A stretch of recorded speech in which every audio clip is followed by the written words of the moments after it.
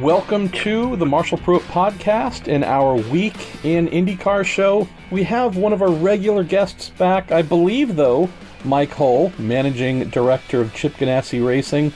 Is this your first appearance of 2019? Marshall, I don't know. I think we did that video podcast, whatever you call it, thing with Zanardi and Vassar. Yeah. So technically that's 2019.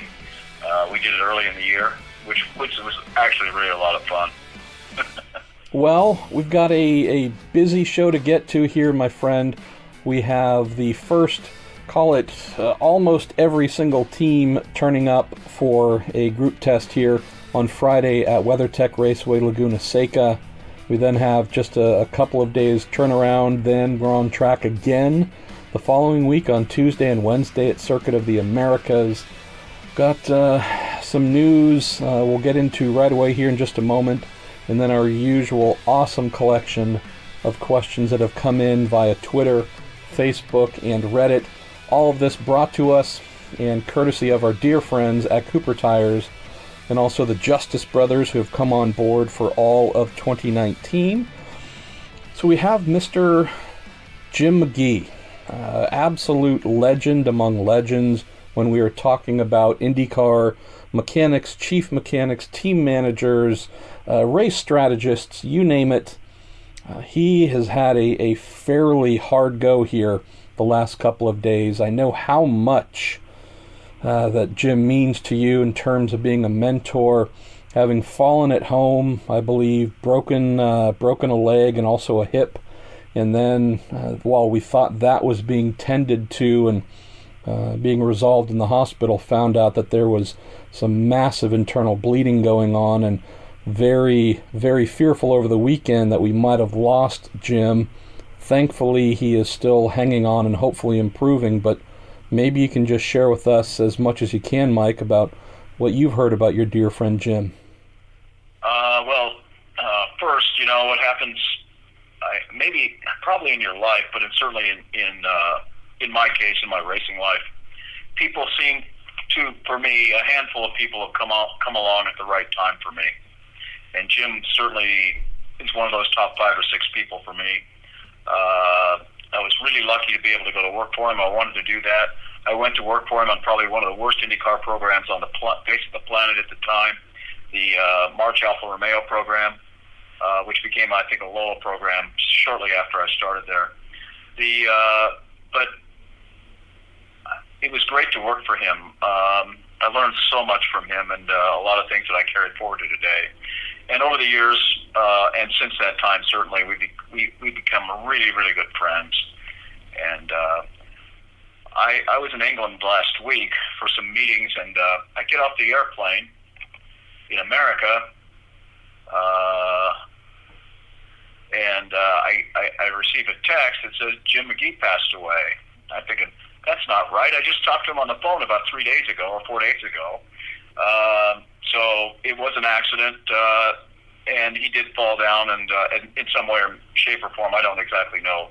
I don't have that detail, but he did have some kind of multi-fracturing going on in his leg and his hip, and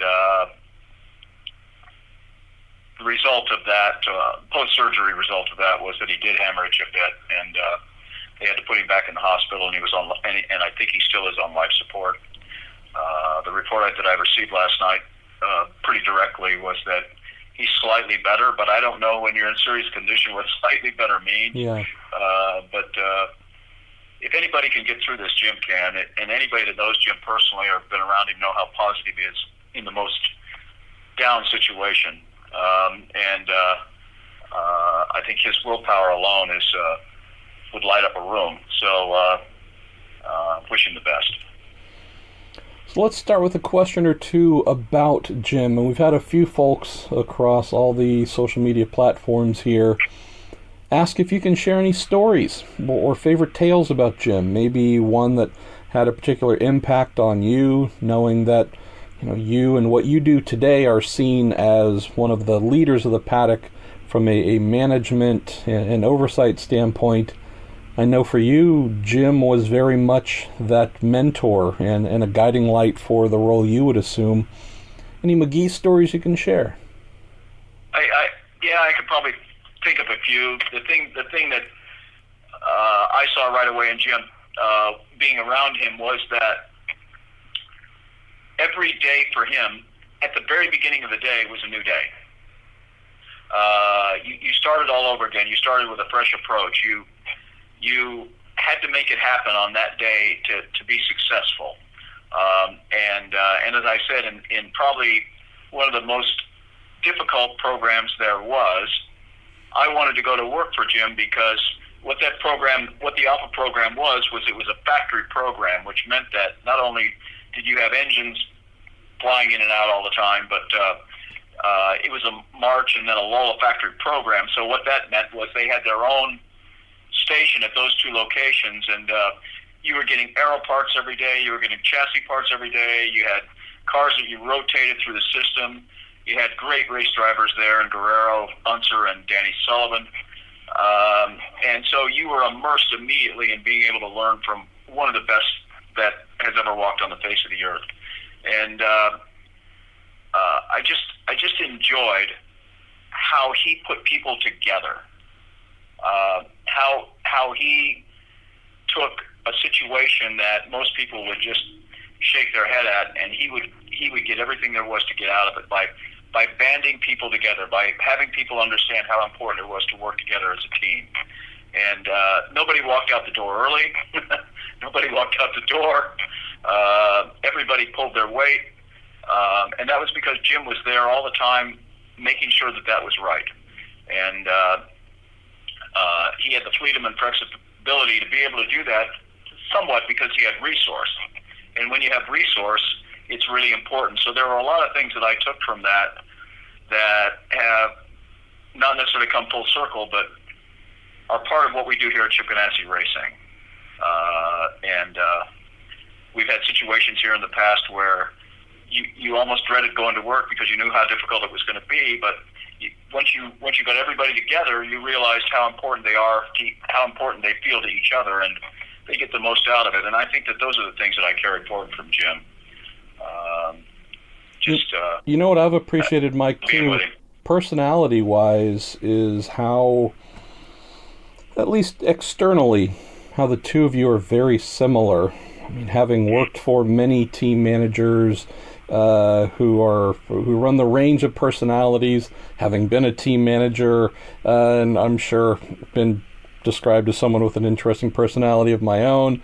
You get some who are bombastic, big, loud, pushy, quiet. I mean, there's all manner, but that kind of quiet, yeah. But quiet, introspective, yet a powerful force type dynamic, that to me is really what I think of when I think of Jim McGee. And granted, we talk a lot, and I think folks are thankful that you are so interactive, but you're not the guy, you're never the loudest voice in the room waving your arms and making a spectacle. And I definitely think that there's something shared between the two of you there. I don't know if it's just by nature or something that's learned, but interesting to see that someone who is such a important guiding light for you, the two of you do share some very strong traits that have proven to be very successful. He I don't know if the fans or the viewers of this or the listeners of this have read the book that he wrote with Gordon Kirby, but it's a great testimonial to what you can accomplish in motor racing, and it's very detailed and it's very factual, and it would be worth finding the book at Amazon or wherever you buy books like that these days. I stood in line to get a copy signed. Wow. Really. It's a terrific book, and it's well worth a read. Maybe a reread, because there's a lot of information in there. Yeah, and like most of Gordon's books, they are not inexpensive, but I also associate quality with cost. Kind of like I do with fast food. I mean, I tell my wife all the time when we see commercials, and they go, "Hey, it's the so-and-so meal for $1." And I go, if they're charging $1 for that, they're making a profit. So it probably is costing them 40 cents would you really want to put that in your body? It's a bit of an abstract thought maybe, but I think of the same thing when it comes to motor racing books. Hey, if the thing's really cheap, that's probably not a good sign. So while you probably have to save up a little bit in order to get Gordon's Jim McGee book, it is well worth the addition to the library. Jim had a mentor, and he made the most of what that mentor taught him. And Jim was not afraid to pay it forward. And he took the time with each person on the team to pay it forward. And maybe the second thing, and maybe more important with that in mind, was that he was very, very good at making sure that he was aligned with enormously talented race drivers. And guess what? If you're aligned with enormously talented race drivers, you look pretty good. And everybody around you looks good, and you work really, really hard for that race driver because that race driver's your quarterback. And I don't know that he ever really worked around a mediocre race driver in his entire career. So that really, really brings everybody's the rising tide. It brings it up. It brings the water level up. And well, I'll just say this: I found a whole stack of photos I've been searching for forever over the weekend, and one of them was my 1999 Indy 500 qualifying photo with the LP Racing Nienhaus team with our driver Eliseo Salazar. So I'm just mentioning that because it was very kind of Jim to make sure that he always had super high quality drivers to work with, and the rest of us said, Jim, we're going to take up the slack on the mediocre. So, anyways, let's get on to some of the great questions, and we truly have a bunch of great stuff covering just a whole wide range of topics, some fun ones too. We'll get to in a moment. I've got one or two, Mike, that are coming back to the test here at Laguna. This comes in from Nick Vance, who says, how does a team like Ganassi prepare for a return to an old track with a new car? Is any of the information gathered in the past applicable in terms of setups to the new cars, or would you be starting from scratch? I think we're lucky in a way because our sports car team has run there for a while, so there are some things that we have at our disposal that would just help us hit the ground running. Understanding the surface of the racetrack is really, really important in terms of a basic setup. The grip level at Laguna, I don't know if they've repaved out there since we were there last year for the sports car race or not. They have not. They have not. Repaved the paddock. So the grip level this last year for the sports car race we thought was down about 10% from the year before. And the grip level's not really high there anyway, and we're going to go there in February, and I hope the word weather tech doesn't come into play for us on Friday. So there won't be a lot of track temperature when we're there. But I think the reason everybody's going to the racetrack, Marshall, and Nick, is because in these days we artificially test. So all the information that we gather, our engineers will go through all that as well as the other 23 plus cars that are there, and they'll artificially test over and over again, and they'll be in a simulator, whichever simulator that they use on a regular basis. And by the time we go back there to do that open test in the race week, everybody will be a lot more prepared for that than they would have been had they not gone to this test. And that's the reason there's 23 cars going there. You're hoping that it's going to be dry. You're hoping that with some amount of dryness on Friday that you get enough laps to where you can build a library of information that can be used by the engineers away from the racetrack. And in that virtual testing as well, provided it's not extreme differences to when we will go race, there's still the ability with the driver in the loop simulators and such, and even just basic simulation, where if it's just, let's say, 50 degrees ambient on Friday, and the barometric pressure is this and such, as long as you can gather some quality data, in particular in the dry, you can adjust those numbers in simulation to what we predict it would be in September when we go back for the race. Maybe it's 75 degrees and the bear was this, etc. You can make some of those changes and see the relevant differences either in lap time or based on the parts and pieces you would be testing virtually. So while it would be perfect if weather on Friday will be an exact match for what we get when we go back for the race, there's still a little bit of tuning that can be done through the simulator and simulation to give you a fairly accurate idea of what to expect when we go back. Let's see, we've got a few other kind of similar. Let's stick on this testing theme since it's very prevalent. Oh, you also mentioned 23 cars for the test on Friday, and we had been expecting 25 for Circuit of the Americas next week. Hoping to put something out tomorrow. Not sure that's going to be the number. Might be one or two fewer. And so we'll hopefully be able to write about that tomorrow, or at least get a better direction. In a perfect world, obviously, there'd be nothing to write. 25 cars are showing up. Everything's perfect. No issues whatsoever. Robin and I have been sitting on some stuff for quite some time that I'm just hoping everything turns out correctly, so there's nothing to write, but can't guarantee that's going to be the case next week, but it's something we're hoping for. Let's see. Let's go to Lance Snyder, who says, going into a preseason test, Mike, how hard is it to balance the engineers wanting to know all things and run every minute possible versus the realistic turnaround time for work required for both the driver and crew? It's a good one, right? I mean, in theory, if you've got, say, 8 hours of on-track time, you'd love to use all 8 hours, but not everything is a quick change of a camber shim on pit lane or, a turn of, a flat of ride height here or there, or a wing angle adjustment that can be done very quickly with small hand tools. Some of those things require going back to the setup pad and making bigger changes.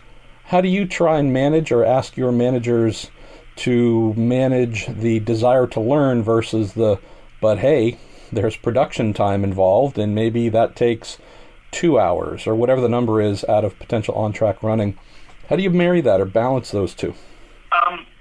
Well, in this case, and we're talking about the WeatherTech Raceway, having not run this version of an IndyCar there, I would think most everybody, what they'll do is they'll try to roll as early as they can from the pit lane and work on what they think should be a baseline setup for their driver's drive style. Once that's organized, then in our case, as well as everyone else's, we would have a list based on priority of what we want to try with each of our drivers, in this case, Felix and Scott. Some of the items might be similar, some of the items might be very different based on what their drive style needs first. And that's typically what we do. We try to zero in on what is going to make the most speed. We don't worry about an entire lap necessarily at that first part of the priority program. We worry more about the corners that create the most speed.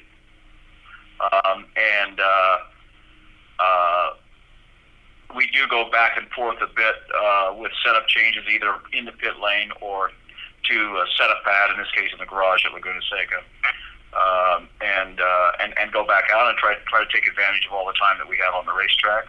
We do powwow during lunch. We compare notes between ourselves to see what actually worked for one driver versus the other, and we read the racetrack together so that we don't get fooled by that. But I'd say, in the real estate business, they say location, location, location. In the race testing business, we say priority, priority, priority, and try to make sure that that's the case. Got another question that I read yesterday, and I apologize, I'm struggling to find it, who sent it in, but someone inquired about looking at the radar and questions about rain, possibly on Friday. And also, again, we're recording this on a Tuesday, so we're a couple of days out from Monterey and a week out from COTA. But we have the real possibility of rain on Friday. We also have the real possibility of rain both days at Circuit of the Americas. How do you go about that, Mike, knowing that your team and most teams are based in the middle of the country? You would need to send them out, obviously, a few days in advance of a test, but if you're looking at 2 road courses where you're expecting there to be no rain when we go to race, how do you manage that situation? Is there ever a thought of, well, maybe we skip Laguna but just go to COTA, or how do you do this from a planning standpoint? Yeah, we talked about it yesterday a bit here in the building. First of all, in February in Northern California, it's going to be one or the other. If I was playing in the AT&T golf tournament this weekend, I definitely use a tour bag that had lots of storage for rain gear. But we want to get on the racetrack. In this case, let's go through this. In this case, we would want to get on the racetrack for some portion of the day if it's dry, because of the information that we're going to gather. Under normal, we get 3 private test days in the off season. Normally, if it was raining for half the day, we'd give up, load up, and leave, and use that day somewhere else. In this case, I would think most everybody is going to want to get on the racetrack on dry tires. Wet tires aren't going to do you a lot of good, frankly, for what you want to learn from the dry. So you're going to sit there and wait for it at some point to dry out, and when it does, you're going to get out there. And you're going to give up, you're basically giving up one of your 3 days. If it rains all day, you're going to bank the day. There's not a lot of places to go in the wintertime to test, and we wring the neck of Sebring all the time. But I would think that most everybody, if they didn't run, would add another Sebring day. There's a couple of days coming up down there. COTA is an open test, so everybody would probably run. And I think that's probably different because you're not giving up a day. It's your day anyway, based on the fact that it's an IndyCar open test. And it's also part of, am I correct in saying that for the open tests, those are also mandatory from a leader circle standpoint? Or? Yeah, you are obligated to show up. A lot of it has to do with the off track as well as the on track, because they promote the event. They have fans who come to the event based on promotion. They have media who turn up at open tests also, and IndyCar's working really, really hard with the reality of promotion these days, and it's paying big dividends.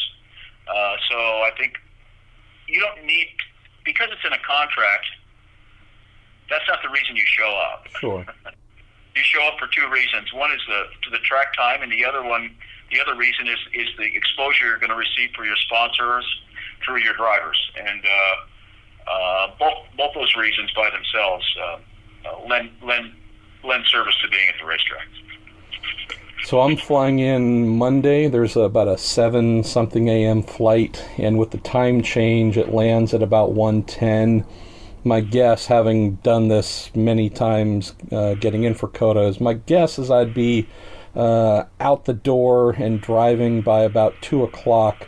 There's the media function at a local hotel where all the drivers will be. So I'm going to try and get in and do a little bit of the media scrum, which I've never done before just because I don't like them.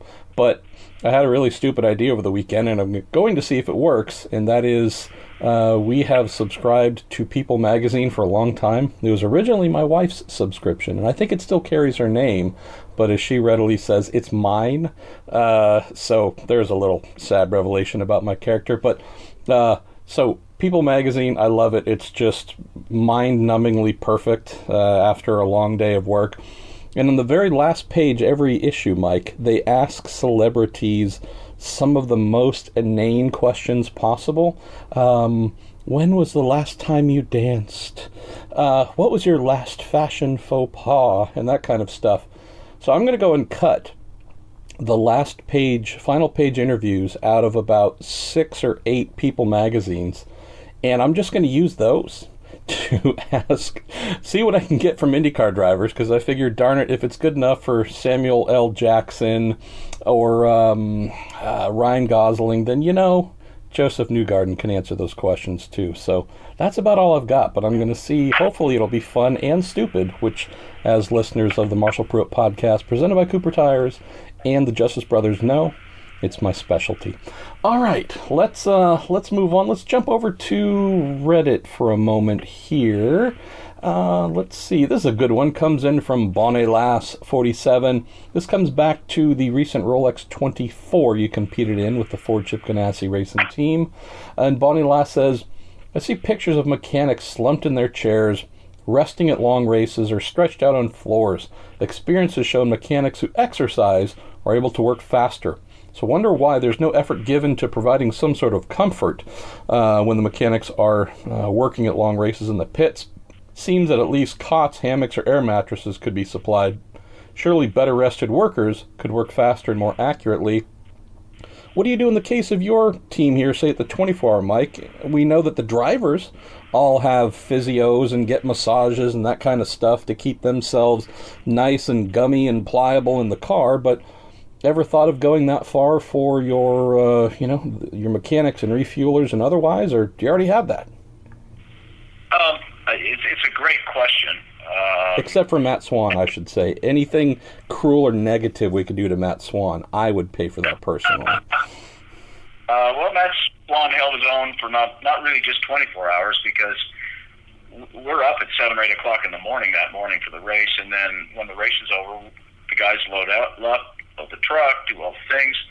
So it's a lot longer than 24 hours for everyone. We do have a physio person. We have 2 physio persons on site there, and between stops, our truck isn't too far from our truck. One of our trucks that's in the garage area is not too far from where our garage is, and the guys rotate going back there to be limbered up or loosened up. We also have food back there, real food, and we have spare guys. So if somebody goes down or somebody has a problem, we substitute quickly. And there's a whole nother. In our case, we bring several people who are mostly IndyCar people that are in the garage area for refurbishment of parts, rotation of parts, and if a car comes into the garage area for that too. So we work pretty hard to make sure that we have everything that our people need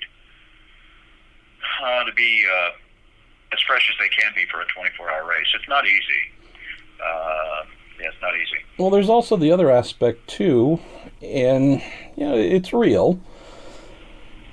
I don't think anybody wants to be the person that says, oh, could somebody spell me? I really need to go lay down for 2 hours or something. There's a little bit of macho aspect to it, and I say that having been part of it myself.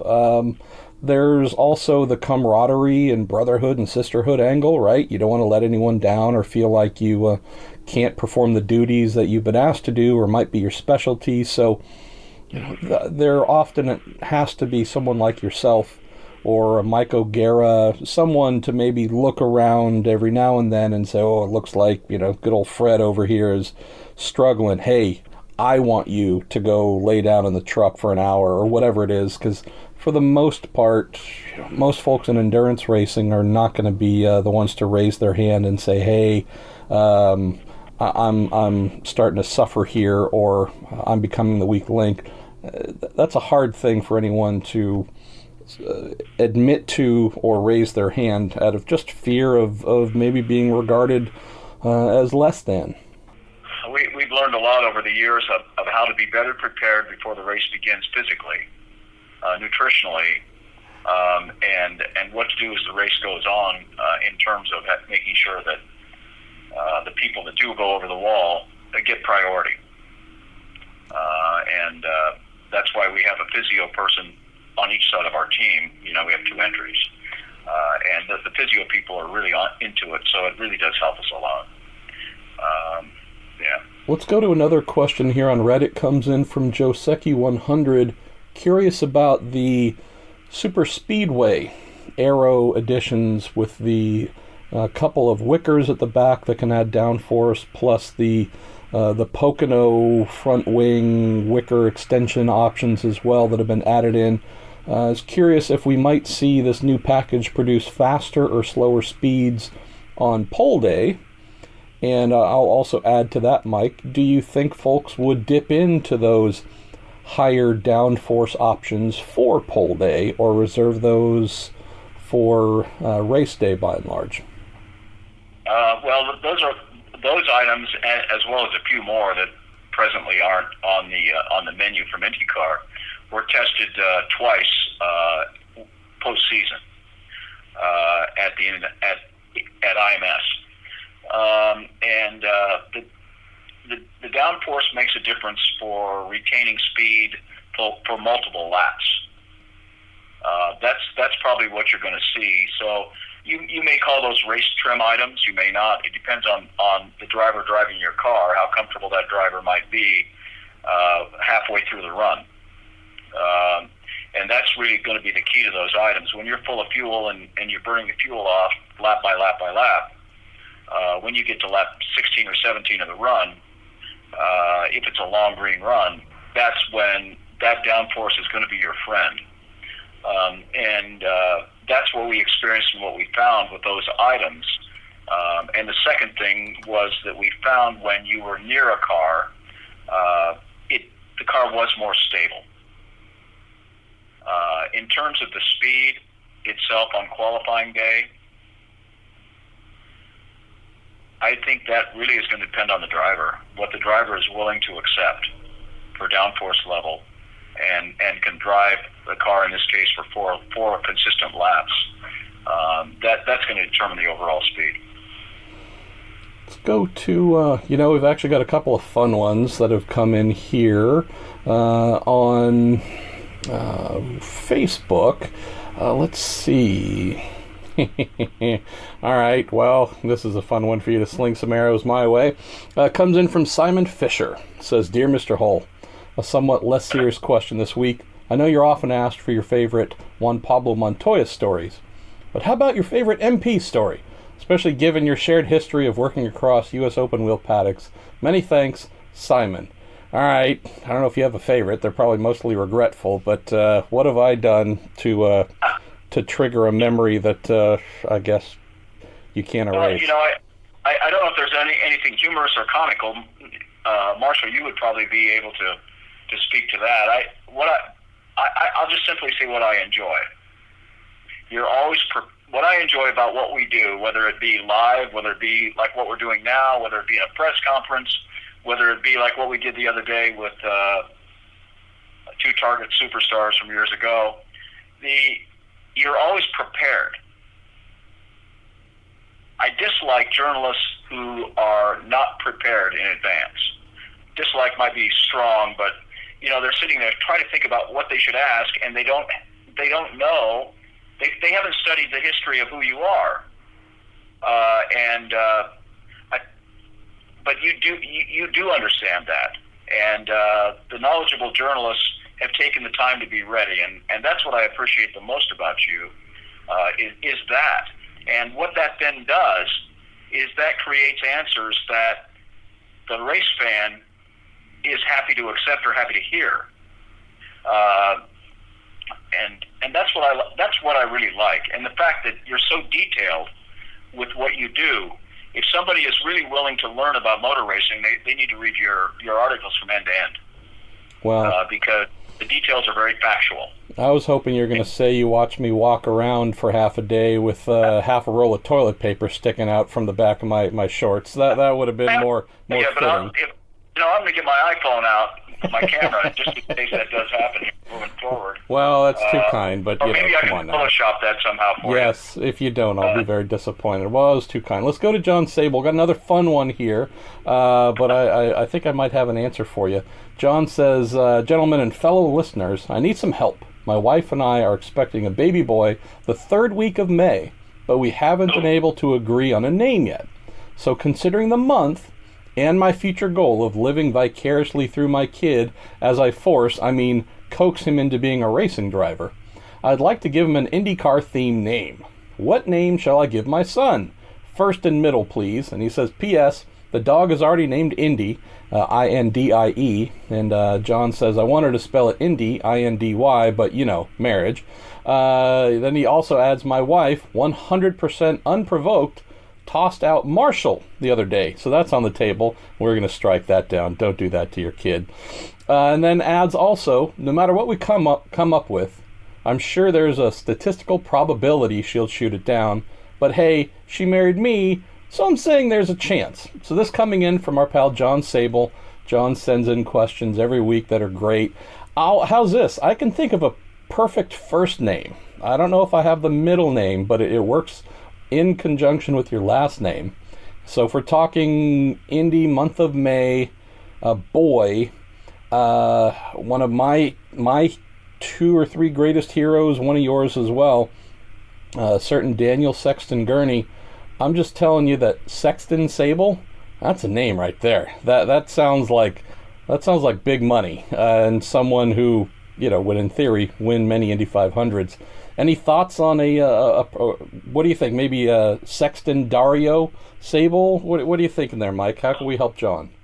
How many people do you know? How many people you know of who you recognize immediately by their first name? So I'm not sure if this is a boy or a girl, but if it's a girl, there's only one name in motorsports that everybody knows by the first name. So if you're a true IndyCar fan, forget about the fact that she wandered off for a while. If you're a true IndyCar fan, there's only one name that you would name your girl. Sarah. Sarah Fisher. Oh wait, hold on. You're close. You're close. And there's only one male name that everybody would immediately associate with that first name. The second name, I don't know what to say about the second name, but very few kids are introduced that way.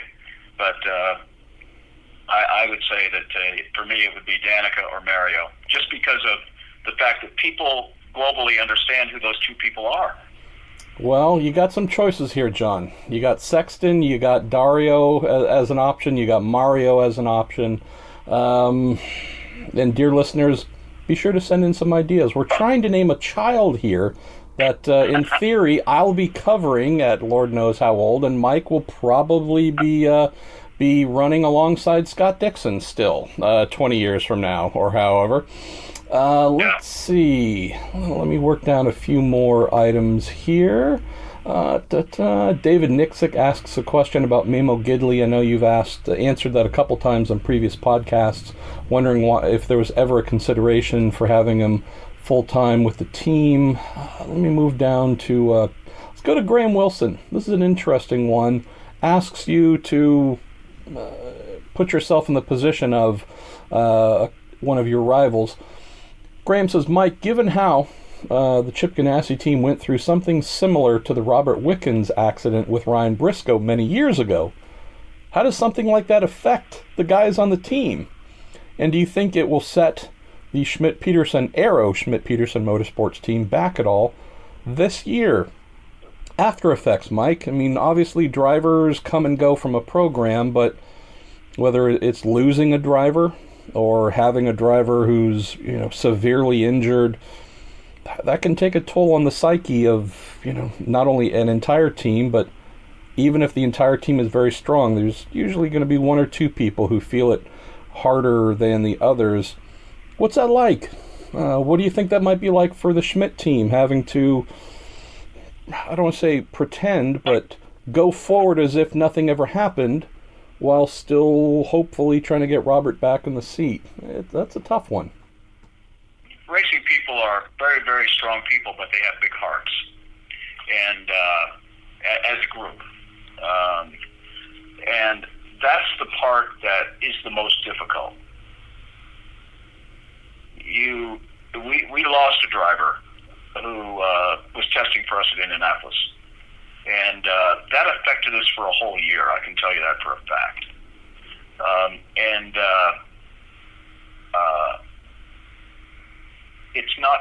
consciously on your mind, but it's in the back of your mind all the time. And what happens is this. You're thinking to yourself in your vocational position, what could I have done differently so that wouldn't have happened? So with the decisions that you're making going forward for a long time, that's the way that you look at it. So I'm sure in the case, in the Robert Wickens case with the people at Schmidt, they have big hearts over there. And when they look at how they want to prepare themselves with their current drivers and their cars and all the other things, they're thinking about it like that, and they will for quite a while. What could I have done differently, or what should I be doing differently now so that it doesn't happen to us again? And I think that's what happens. It's the worst part of the sport. It's always there. You always know that it's there, and you work really, really hard and hope that it doesn't happen to you. But yet at the same time, you mourn for the people that it happens to. It's a very, very difficult position to be in. Let's see. Let's go to Nicole Bitzer. A fun question that you get every now and then here when you visit us, Mike. But hey, it's a new year. We'll ask it as if it was brand new. Do you ever see yourself retiring, or do you enjoy what you do too much to retire? Well, it's funny. We talked about Jim McGee. We talked about Jim McGee at the beginning of this thing, and Jim said to me one time, we were having lunch, and we were talking about retirement because he was retired at that point, and he filled his life with lots of things. I'm not ready to do that yet. I'm not ready to fill my life with other things. I enjoy the competition too much. And I'm really lucky because I'm surrounded by great people. And they got this train going down the track, and you want to be part of that action for as long as you can be. In my case, I've been really lucky to be on the right track for a long, long time and be part of a great group of people. And it's a lot of fun. It's a lot of fun. If it was just a job, I would have retired a long time ago. Let's go to Jim Johnstone, who asks a question about Indy 500 testing. He says, what are the restrictions like for teams that run part-time or Indy 500 one-offs? Could McLaren, for example, do a bunch of private testing there since they aren't full-time entrants? I don't know. That's a Jay Fry question. We live and die by the rules as a full season entrant. We don't get that much opportunity to test in Indianapolis in advance of the race. And I think if McLaren became a full-time entrant, they would test the way that we do. There are some people that murmur about the fact that, not McLaren necessarily, but teams like McLaren don't devote themselves to the series. They only devote themselves to a race in the series, which happens to be, in my personal opinion, the biggest race. But I don't think that they should get unusual treatment. They should get treatment based on the amount of participation that they have in the series. But people, and not just them, other people will get time at the speedway, and we want them. Certainly, we want them to be able to race as well as they can. But I think they should just to be better prepared. They should run the front end of the season at least into Indy, and they'll be better prepared as a race team. Let's see, where should we go next? We got one question here from Tom Boyers about Brendan Hartley, and we had another one, and again, I apologize, I am struggling to locate the other one, but the other one is the one that interested me the most, where knowing that Brendan is still not fully employed, someone had asked whether Brendan, who almost drove for the Ganassi IndyCar team, if he's someone who could be on the radar for whether it's the Ganassi sports car program, open wheel, if and what it might take to get him back in the family, or if there's a feeling that, well, we almost went down that route, why try and revisit it again since it didn't happen the first time? we had a lot of time for Brendan Hartley, first of all, I would say that. Enormously talented person that, what did Quint say in Jaws? He said, she'll swallow you, tenderize you, shake you, and down you go. That's what Formula One did to Brendan Hartley. Yeah. Formula One wasn't patient enough with a very talented race driver. Not that he was flawless in his exercise there, but he was learning in his exercise there. And not knowing really anything about the Red Bull program and what they do there, it's probably not fair for me to say anything either positive or negative about it. I would just say be neutral about it and say that's just the way it is. But I think he deserves a chance. Prior to that, he was in a big-time program and won a big race, big championship, driving for a factory. He didn't put a wheel wrong there, really. And with Mark Webber as a teammate. So I have a lot of time for him, and it goes for me personally back, and you may have been at the race, I don't know, Marshall, the Grand Am race at Road America. Oh, yeah. When he stayed in front of the heroes and won that race. He took over the car from Scott Mayer. Scott Mayer, and he got to the front, and he held on. I think our guy was second to him, maybe, and that was Scott Pruitt. So, I mean, to me, right then and there, watching him drive that race, and I said to Chip at the time, if anything comes along, we should consider this. We should consider Brendan just based on what we saw at that one event. Then we watched him after that, driving that car, and he's the real deal. It'd be safe to say that if there was an opportunity, since obviously Ganassi isn't in the business of paying for its own cars to be on track, but if an opportunity came with a sponsor in whatever capacity, he would certainly be among those in your short list to consider? I think what happens when you're in a position, and you know well in advance when you are, it may not become public knowledge, but we know it.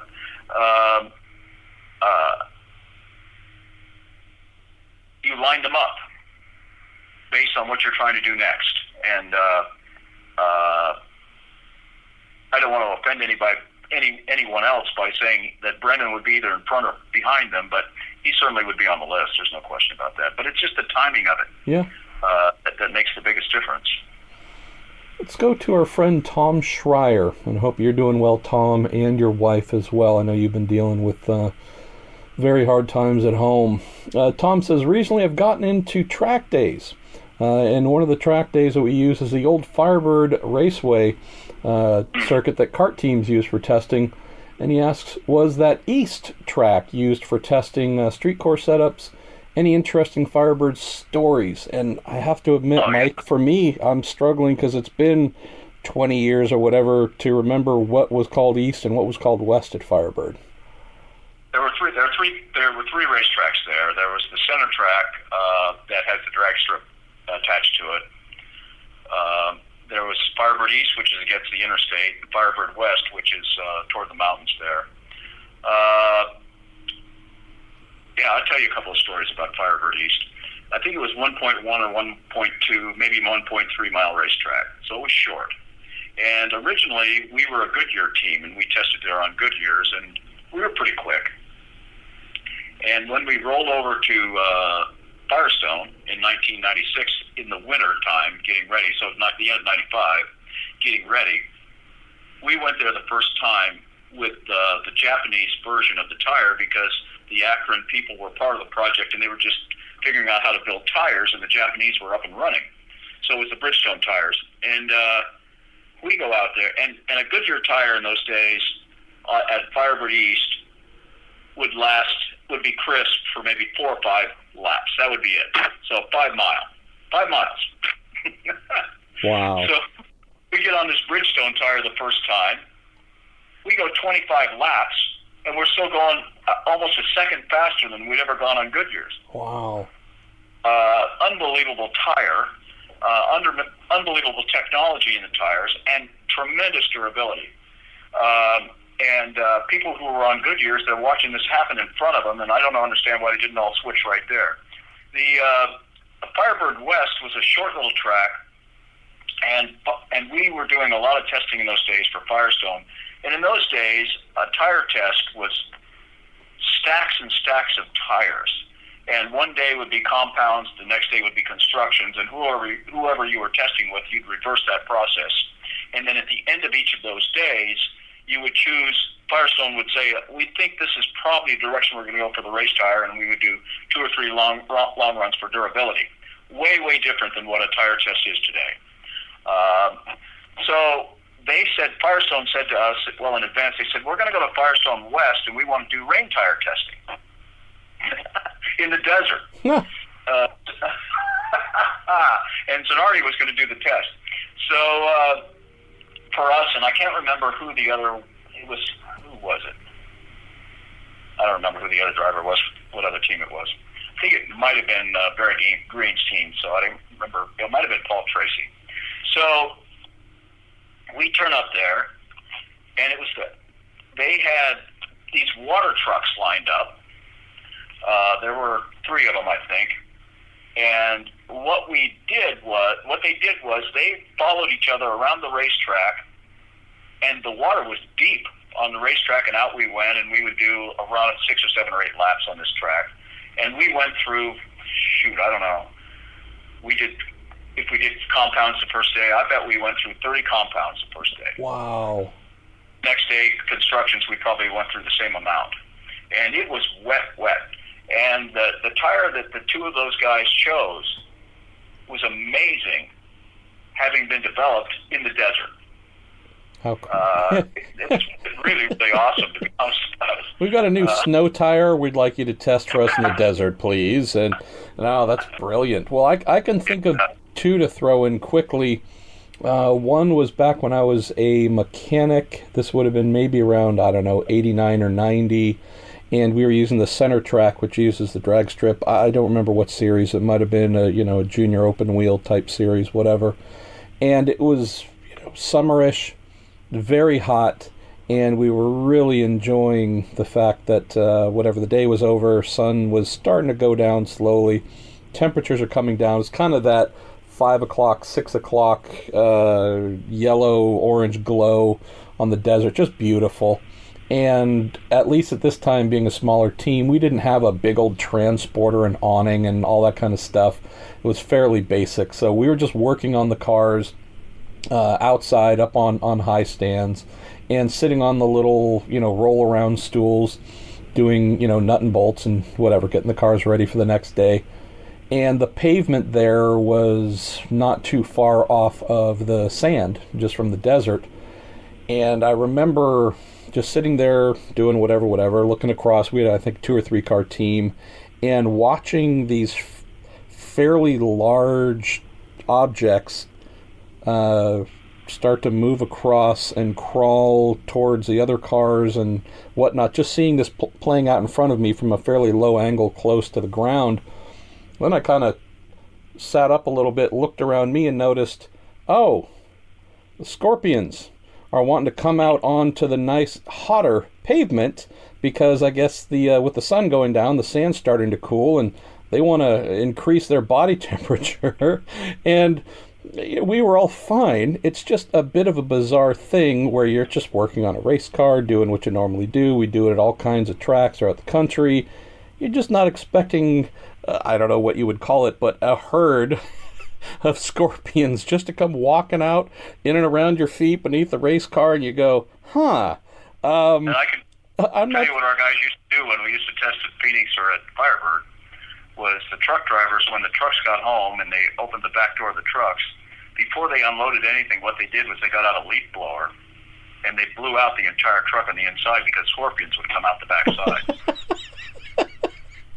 So that was a part of the routine. The one other one I'll throw in quickly, I think, we were testing on the East Circuit, and this would have been maybe early 96. So I think Tasman had just become an IndyCar team around then. It was either 95 or 96, but they'd been a very successful Indy Lights team.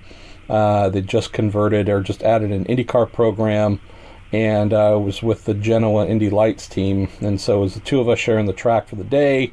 And one of our friends, one of my old friends, Kyle Brannon, he and I grew up together at Sears Point as mechanics and whatnot. I think he was a junior engineer or a DAG or whatever, who had latched on with the Tasman team. And I mean, the Tasman team was fearsome. They were also not known for being the warmest type, like just very kind of head down, no nonsense, no extra conversation type.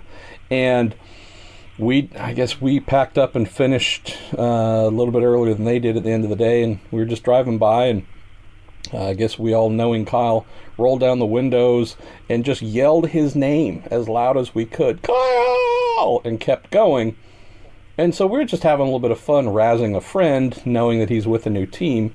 I don't remember whether he kind of came over on his own quietly or whatever, but he's like, you guys almost got me fired yesterday. And we were like, what? What are you talking about? We're just having fun. He's like, yeah, no.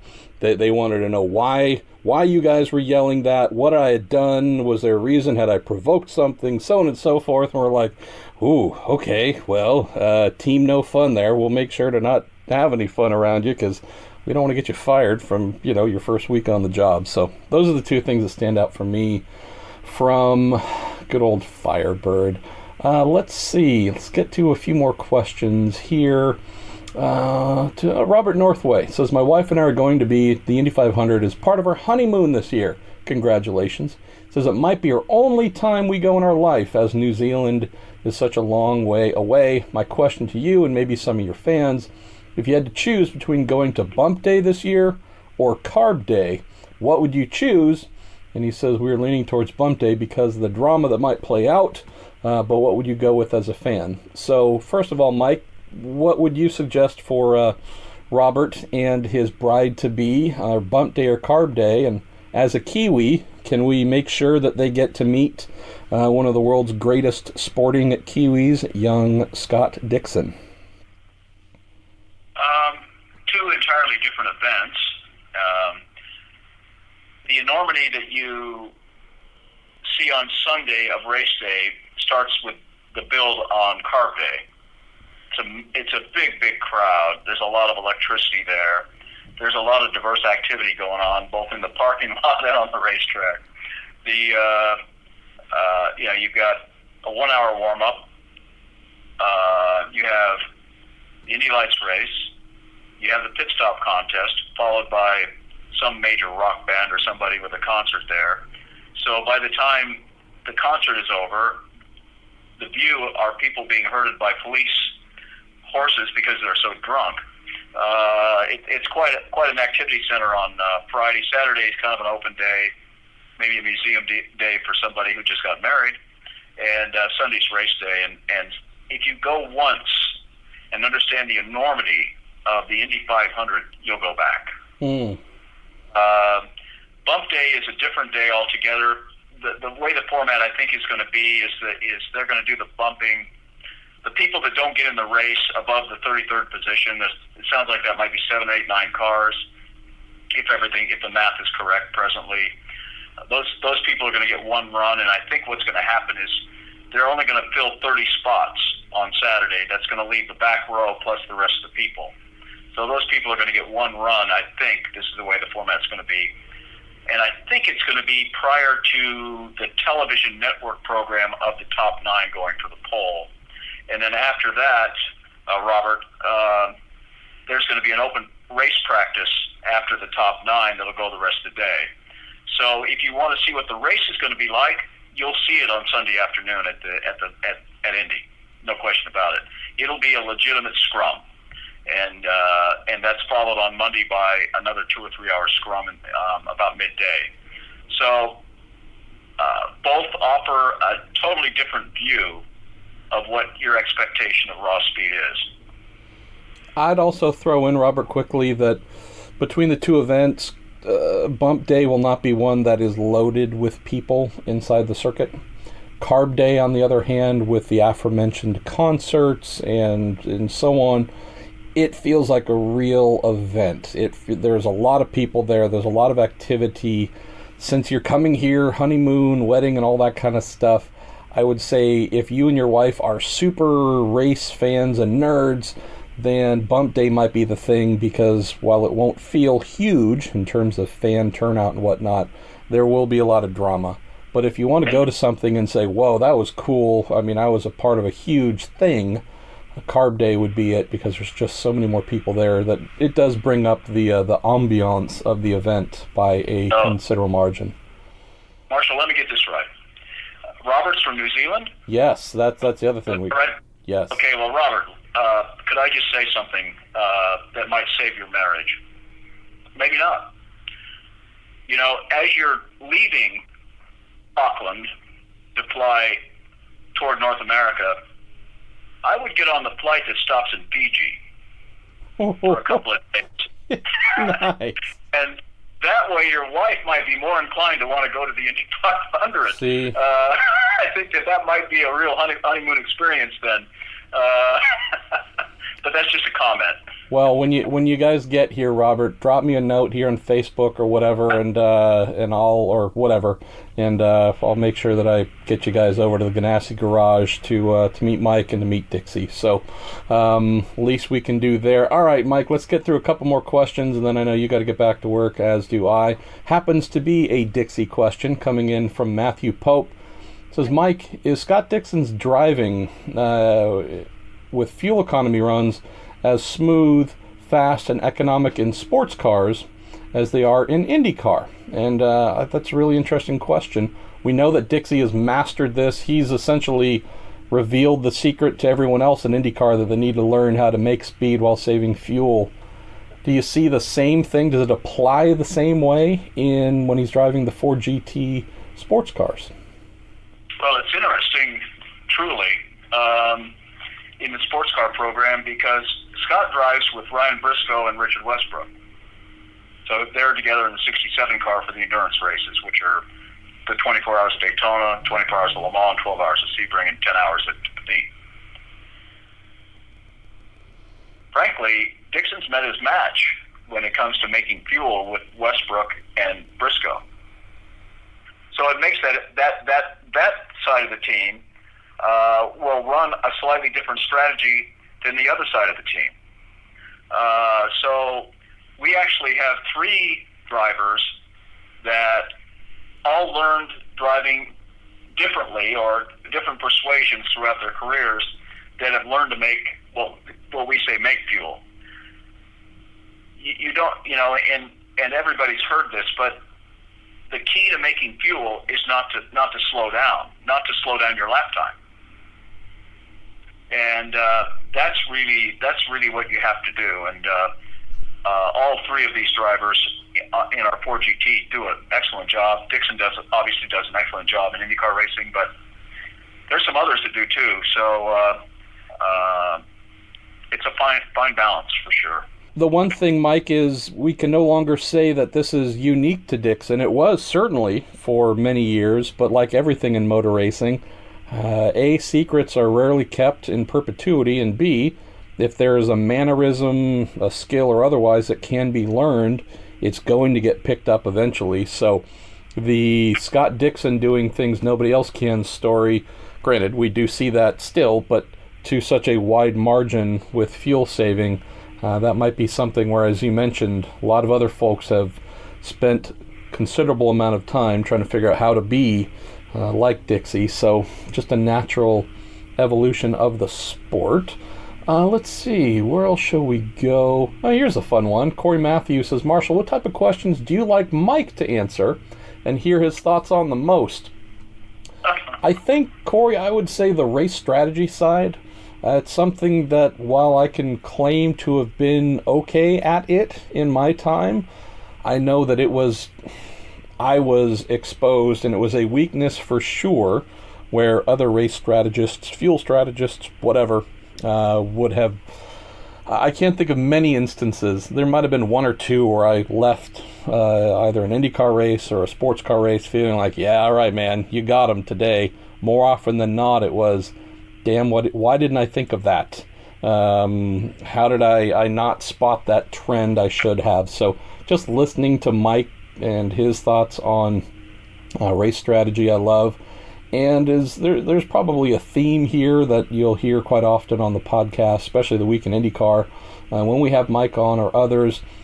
As a race engineer, I love talking about engineering with race engineers because 99% of them were better than I was. And when I have someone like Mike as a team manager, managing director, as someone who did that as well, not for nearly as long or to as high a degree, I love hearing about the mindsets, the approaches. When we opened here speaking about Jim McGee, mentioning that everyone has a different style. I had one team manager / owner in Thomas Knapp, who I loved dearly. He was a huge mentor for me, but it was also at times, and this is from Formula Atlantic through Indy Lights through even the Indy Racing League, Mike. Tom was phenomenal at what he did. The one thing that he didn't do was people. And I'm saying nothing new for those who know Tom. I'm not speaking ill of him, but Tom was well known as someone who, from a managerial standpoint, either had people leaving on a regular basis or he was let go from some senior positions because, if anything, when he and I worked together, and I was with him, assistant team manager, co-team manager, whatever. It was a nice balance because if there were things involved with speaking to human beings, that was my department because the same thing left to Tom would usually have the person throwing tools or packing their bags and leaving just because, that wasn't Tom's strength.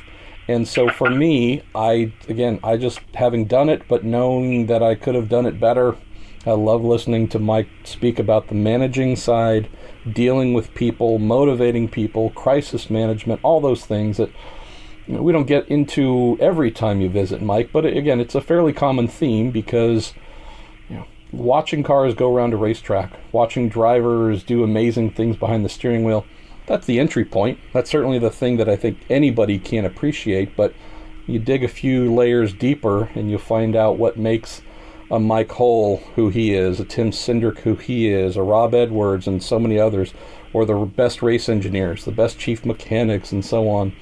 Those are things that I love because having done most of these roles before moving to this side, I know that I was never in anyone else, never in the league of the greats, and so that just continually fascinates me to know what makes folks like Mike so unique.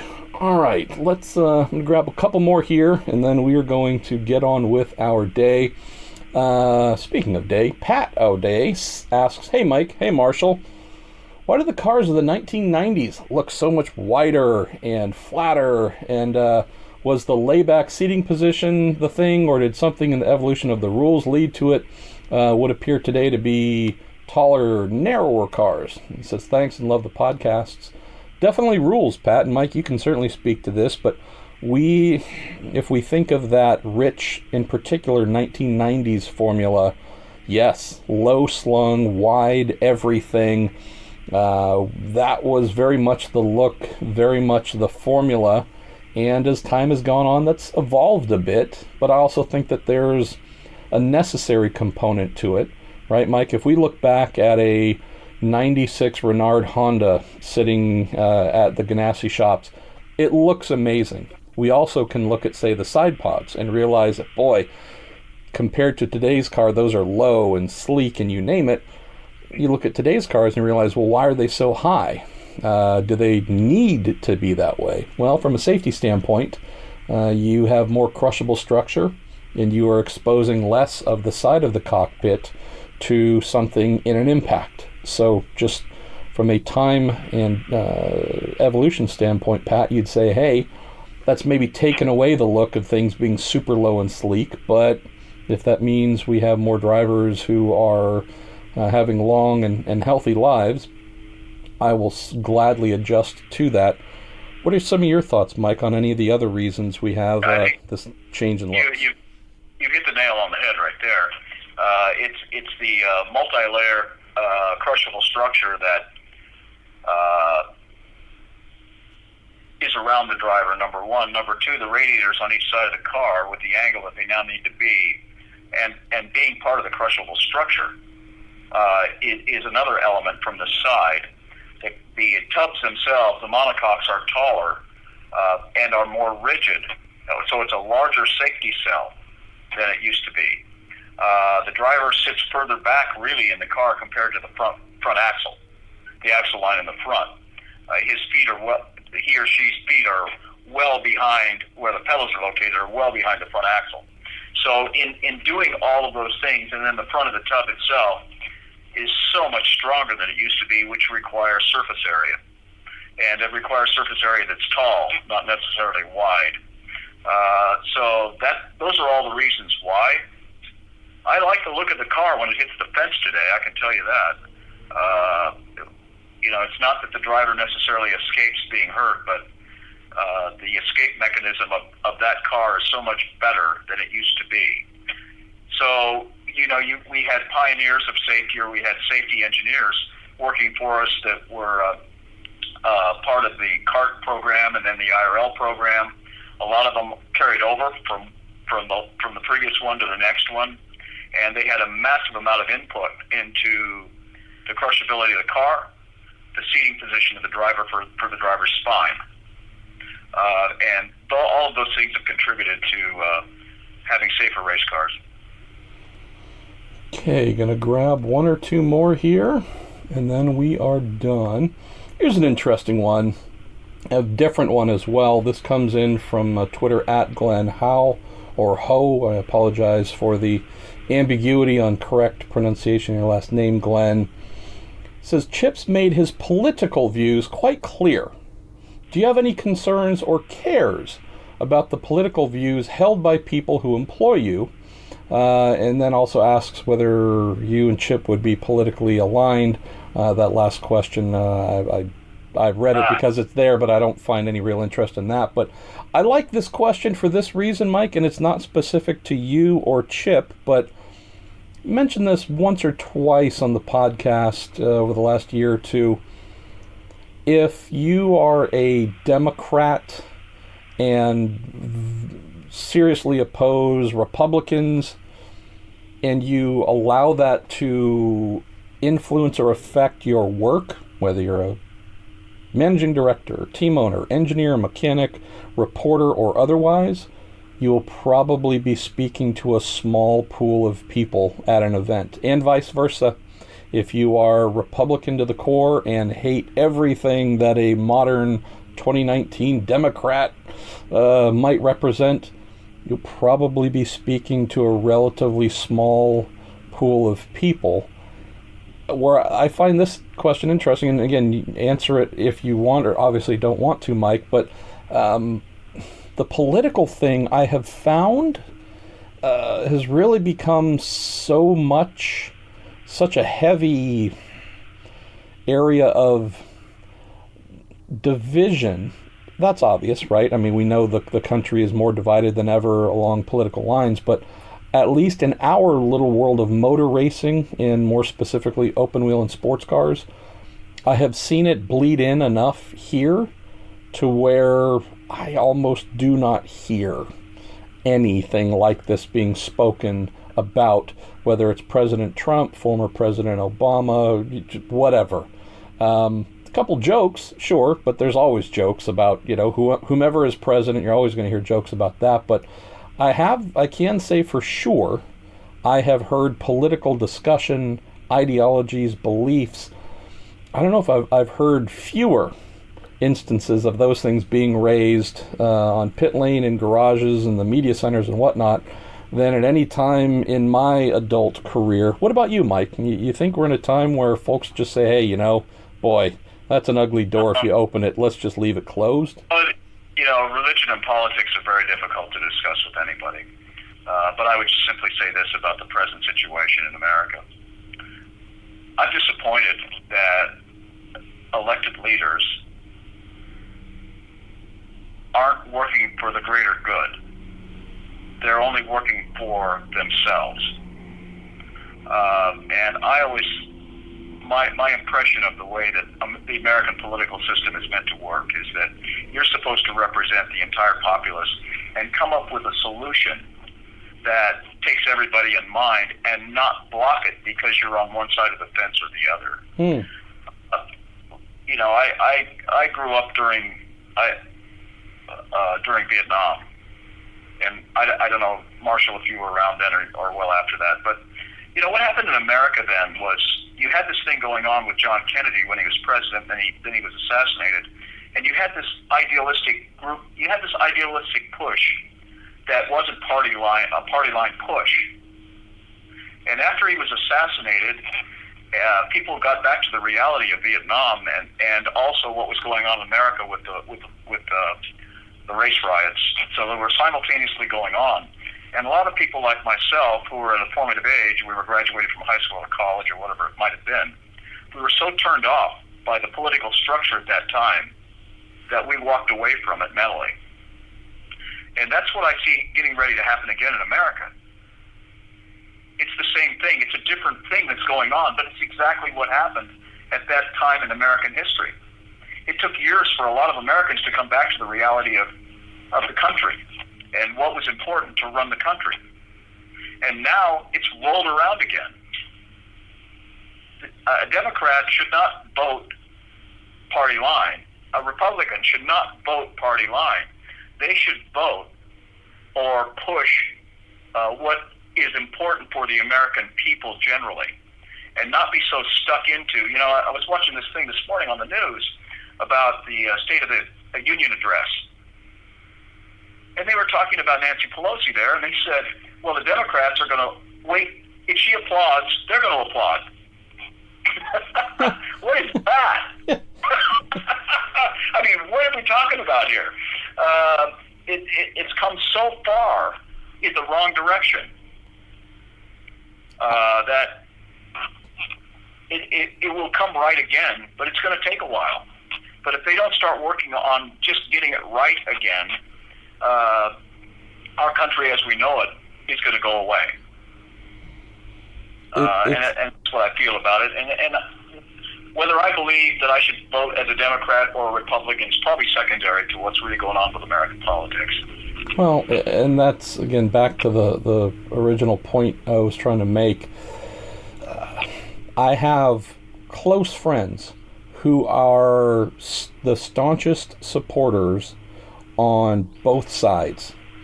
And if I were to allow myself, I would be hearing how Republicans are the devil in one ear and Democrats are the devil in the other. And that saddens me more than anything. The fact that folks get so hyper, I don't know what, just hyper about their political affiliation and beliefs that, moderation seems to be the thing that is so often just willingly abandoned. And so that, I think, Glenn, comes back to the central point here of, in a sport where we're trying to entertain, hopefully, and do good things, and hopefully uplift IndyCar, political views, I would say, would be a great way to polarize fans, and if anything, set things back, because moderation is not something that seems to be very realistic right now. So that's why whether your boss, Chip, votes for candidate A or B, I know that when you come in each morning and do your job, it's not about your boss's political views. It's your boss may vote one way or the other, but he's hired you to make a racing team win, and you start throwing in political distractions, and I don't see how you get to that objective faster, easier, or better. Yeah, the thing is, you think the 40 people that were on the sidelines in uniform on each side of the field and at the Super Bowl, whether it was the Rams or the Patriots, do you think that you had one side was Republicans because they had to be based on the job application, and the other side was Democrats? I don't think so. And when somebody comes in the door here and they apply for a job, we don't ask them how they vote. We ask them how they. We want to know how they work. their party affiliation, or if they aren't affiliated, or they don't really care to vote, or they don't really care to participate in the American political system in any way whatsoever, that's frankly not really important to us. What's important for us is the performance of the entire team of people. I would hope they support the government. I would hope they would support their local elected officials. I would hope that they would vote. But we don't get in the middle of that. Let's see. Interesting one here from David Barker, and I think cool opportunity to explain this one quickly. David asks, when a team finds a sponsor, how involved is IndyCar in the process? Does IndyCar approve or veto the sponsor? Or do they have more of a laissez-faire attitude? Interesting one here, David, in that unlike the NFL, NBA, and any other major sporting league that is franchise-based, IndyCar teams, and in most racing series, not all, but in most series, these are fully independent businesses. And while there are guidelines, I'm sure if a team went and signed, porn.com or pick, something that would be likely to bring the wrong attention to the series, there might be a pretty stern phone call or attempts to veto that. But if company X rings up Chip and says, hi, I'd like to be in your car, and they come to an agreement that, again, is not some extreme radical thing that might cause problems, that's between Chip and that company. IndyCar is not involved whatsoever, so there's no approval there, again, unless there's something crazy. I've heard of a couple things in the past where things might have not just pushed, but gone over the edge, and, a racing series gets involved. But by and large, David, no, these are independent businesses, and who they do business with is between them and those that they sign contracts with. Let's go to the dude who asks, what is the intention behind adding the, quote, sausage curbs in the corkscrew? That's something that wrote about yesterday on Racer, that they'll be adding some additional curbing on entry to the corkscrew on the driver's right, and then at the apex, and says, I haven't seen anything good happen when a car eventually hits one, and they will definitely be hit at some point. Maybe referring to seeing either in Formula One or maybe sports cars where the height of the sausage curbs can launch things pretty high. What about your thoughts, Mike? Why do you think we might be throwing in those sausage curbs for Indy cars? Well, first of all, I saw the dude's commercial there on Super Bowl, which was fantastic. I don't honestly know, Marshall. The first that I heard about it is now, right? I think curbing should flow. It shouldn't be a hindrance. And if what he's referring to as sausage curbing, that in itself scares me. But I'm not driving the race car, but I'm sure we'll hear about it firsthand. Yeah, I'll see. I know that Jay Fry won't be here for Laguna on Friday, but I'll see if I can get a hold of Bill Van Zandt or Tino Belli and see if they can offer some insights as to what? It's not. It may not necessarily just be for IndyCar. It may be a direction gone generally for racing there. Interesting. Or, so I don't think that we should assume it's just for IndyCar. Got a question from Mark B, who says, what is the cost to run one car for an entire IndyCar season? And also asks, is there really any off-season for IndyCar drivers?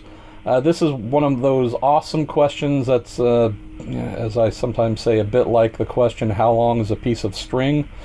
It can be anything, although there's a minimum here, Mark. I mean, most teams will tell you for a single entry, anything less than $5 million is going to cause some heart palpitations. The number that most teams will say is going to make them ranging from happy to very happy would be $6 to $8 million a year. And again, there's always, a smaller team can probably do things for a little bit less, so on and so forth. But if we're talking about being competitive, not just being on the grid, but actually being able to fight for meaningful results, your 6 is about the minimum target you're wanting to hit. Let's just keep in mind that an engine lease for the year is a little over $1 million. You're paying a significant amount for your tire lease. There's a lot of costs involved. It's not just purely burning the cash to turn up at the racetrack. So whether it's salaries for your employees, healthcare, insurance, tags for the tractor trailer. I mean, there's a lot of money that goes into putting on a full production, both the racing and the hospitality, the employees and the business. So about 6 is where you'll hear folks say, okay, if we can get to that, we're good, but we're going to keep pushing for more if possible. Mike, I got a great question here from our pal Tim Calabro. This speaking to what I thought was one of the 2 or 3 most stunning cars, if we're just looking at the visuals, the Rolex 24, the Castrol liveried Ford GT. Tim says, any chance a stunning Castrol livery might bless a Ganassi IndyCar this season? If I say yes, will that make it happen? Because, I want to see that. It would be great if we had a third IndyCar that was a Castrol car. We're committed at this point to NTT and PNC for full livery for all or most of the races. We do use Castrol as a product in our Indy cars, and we do represent them. It would be great if we could leverage that upward, because I do think, I agree with Tim, I think the livery up close and personal on the Ford GT was impressive to see. I don't know where it'll go. I think where IndyCar is going is in the right direction. And I think there'll be a lot more major corporations that will be interested in buying full livery or sponsoring full livery on race cars as we go forward. So that's a good thing that's going on, and maybe, Tim, it'll happen for us. Hard to say. How's this? If Brendan Hartley legally changes his first name to Castrol, maybe then we could get Castrol to sponsor it. There's our third Ganassi IndyCar, sponsored by Castrol, driven by Castrol Hartley. Problem solved. Thanks, Tim. We're adding cars to the grid because of our listeners. Let's go to our final question here, Mike. This comes in from Don Davis. He says, at last year's St. Petersburg race, that being the season opener, there were 3 rookies who made it inside the Fast 6. He says that may have been thanks to the then new Universal Aero Kit 18. He says, but with the new rookie class, might 3 rookies make the Fast 6 again this year? Great question, Don. I guess one of the things I would just throw in briefly is we had so many rookies last year. I think one of, if not the biggest rookie class in the modern era, that, numerically it certainly helped. What do you think about this year, knowing that we've got Marcus Ericsson as a rookie, Santino Ferrucci as a rookie? I know he did a couple races, but he's considered a rookie. We will have Patricio O'Ward, Colton Herta, and then some Swedish kid driving the number 10 NTT data car, Felix Rosenqvist. You think it would be too crazy among some of those names to pack half the Firestone Fast 6 with rookies? Or do you think last year was a bit of an anomaly? I don't think it's an anomaly necessarily. I think what happened there, if you remember what happened the qualifying afternoon there, it was like a lunar eclipse with the weather there. Yeah. And the conservative people had their rookies on rain tires at the right time. The aggressive people went to rain tires too late. And we were one of them with Scott. We really screwed up there. And then we screwed up on the switch back. So we really stepped on it there. I think the conservative approach for qualifying with the tire selection put 3 of the 6 people were rookies as a result of being conservative, when in fact normally you want to be active as part of being proactive when it comes to those minimal laps that you do on red tires at the right time. So we'll see. I don't know. I would hope the sun shines on some of the rookies going forward, including the one that we have, that's able to demonstrate their ability and why they've been chosen to drive race cars. Well, amen to that. Mr. Hull, we are done with yet another sage advice-ridden week in IndyCar, presented by Cooper Tires and our friends at the Justice Brothers. Thank you for taking some time here. Going to get to see you back in your home state in a couple of days. Not sure if we're going to be wearing rain gear or not, but thanks again for taking some time, my friend, and we'll look forward to seeing you and the team here on Friday in Monterey. Yeah, we're looking forward to being there. I think it's going to be, I don't know about this test event, but I think the event itself is going to be really, really good. And we're looking forward to racing there.